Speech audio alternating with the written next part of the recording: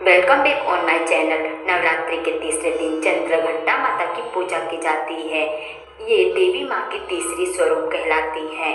चंद्रघंटा माता के मस्तक पर घंटे के आकार का आधा चंद्रमा है, इसीलिए उन्हें चंद्रघंटा माता के नाम से जाना जाता है।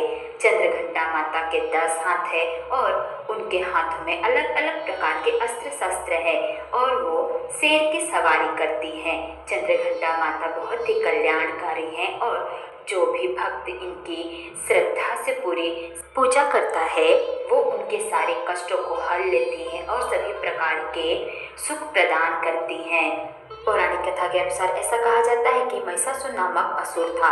वह देवताओं को युद्ध में पराजित करके उनके सिंहासन को छीन ले रहा था। यहाँ तक कि महिषासुर ने इंद्रदेव को भी युद्ध में पराजित कर दिया और उनसे उनका स्वर्ग भी छीन लिया। आखिरकार सारे देवतागण महिषासुर से बहुत ही ज्यादा परेशान हो गए और सारे देवतागण परेशान होकर त्रिदेव ब्रह्मा, विष्णु और महेश के पास पहुंचे। तब जैसे ही सारे देवताओं ने महिषासुर के बारे में त्रिदेव को बताया तो ब्रह्मा, विष्णु और महेश बहुत ही ज्यादा क्रोधित हुए और उनके क्रोध की ऊर्जा से एक देवी उत्पन्न हुई।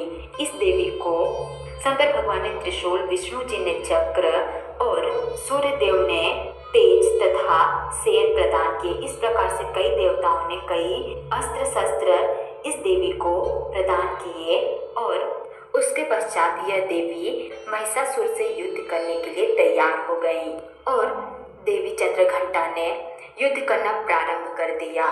देवी चंद्रघंटा ने युद्ध में महिषासुर के सारे असुर राक्षसों को कुछ ही क्षणों में मार गिराया। उसके पश्चात महिषासुर से युद्ध करने लगी और महिषासुर को भी देवी चंद्रघंटा ने युद्ध में मार गिराया। इस प्रकार से महिषासुर का अंत हो गया। इस प्रकार से कहा जाता है कि देवी चंद्रघंटा ने महिषासुर का अंत किया और साथ ही देवताओं की रक्षा की। कहा जाता है कि देवी चंद्रघंटा के घंटे की आवाज से ही सारे राक्षस और असुर दूर भागने लगते हैं। कहा जाता है कि देवी चंद्रघंटा को दूध बहुत पसंद है, इसलिए देवी को दूध से बनी हुई चीजों का भोग लगाना चाहिए, जैसे कि केसर की खीर, दूध से बनी मिठाई या फिर पेड़े का भोग लगाना चाहिए और साथ ही देवी को सफेद कमल या पीले गुलाब की माला अर्पित करनी चाहिए। देवी के सामने तेल या घी का दीपक जलाना चाहिए और साथ ही दुर्गा चालीसा, दुर्गा स्तुति या दुर्गा सप्तमी का पाठ करना चाहिए। इस प्रकार से नवरात्रि के तीसरे दिन देवी माँ अपने तीसरे स्वरूप चंद्रघंटा माँ के रूप में लोगों को दर्शन देती हैं और साथ ही अपना आशीर्वाद भी लोगों को देती हैं।